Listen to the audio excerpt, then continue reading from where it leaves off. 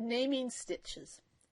When I first started netting almost 50 years ago, and my grandmother wanted to teach me a new netting stitch, she would sit beside me and show me a doily. Sometimes it was a finished one, and sometimes it was one completed only to where the new stitch would start.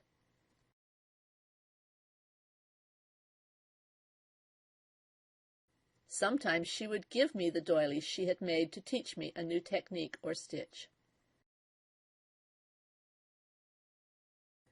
This was fine, until I wanted to make some of the other doilies grandmother had made.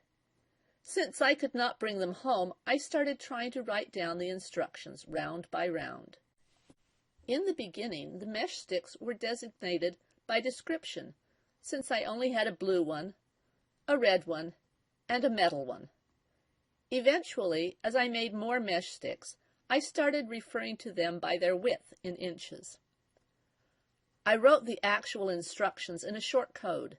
For example, 1 in 1 meant net 1 knot in each loop, and 2, TOG, meant net 2 loops together. This worked for several years. When I began to teach other people how to net, they wanted copies of the patterns. At that point, I needed to write the instructions so others could understand what I meant.